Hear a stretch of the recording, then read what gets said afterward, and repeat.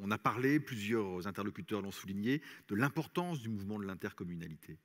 Est-ce que, on parlait des 36 000 communes, alors Dominique Boussereau qui n'est plus là, certes dit c'est une chance aussi parce que c'est un maillage singulier qui permet aussi voilà, qui a sur au plan social sans doute d'immenses avantages.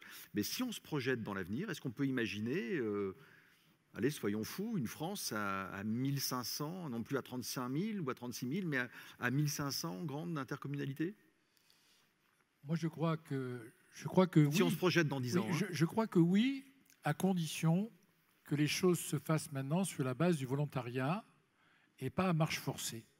Il faut que les gens, parce que vous avez, tout à l'heure, quand on a parlé d'expérimentation, on est en train d'en faire une grandeur nature, une expérimentation avec les grandes intercommunalités. Mais il y a quelque chose qu'on ne fait jamais quand on expérimente, c'est qu'on n'évalue pas. On expérimente, et avant de généraliser, puisqu'on a parlé de tout ça, il y a quand même une étape intermédiaire, qui est celle de l'évaluation.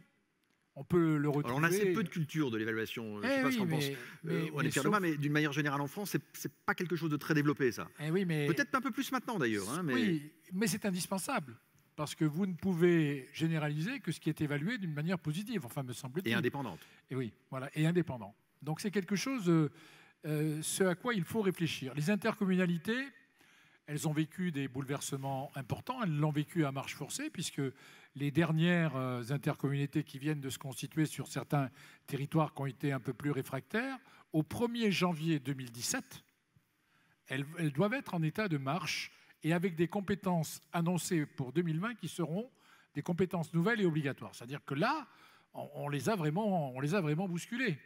On les a vraiment bousculées.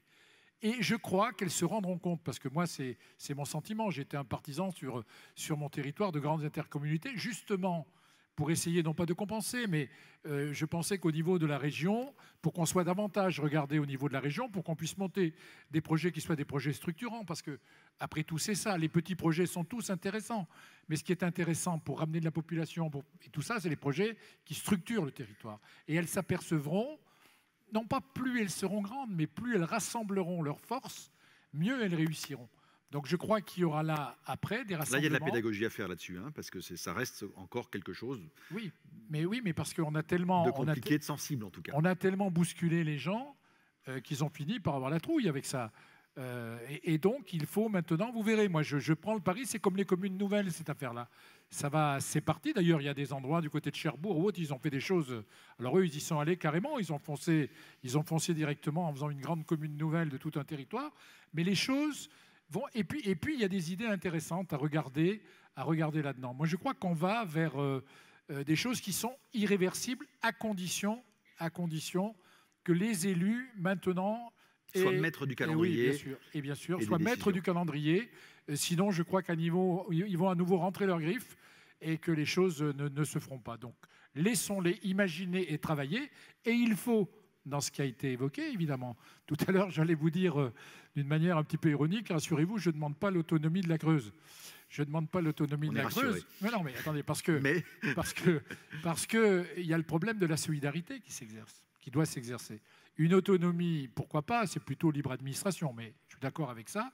L'autonomie, elle n'a de sens que dans la solidarité. Et la solidarité, c'est avec quoi? C'est avec les autres, c'est avec les grandes régions, justement, et c'est avec tout le rôle régalien de l'État.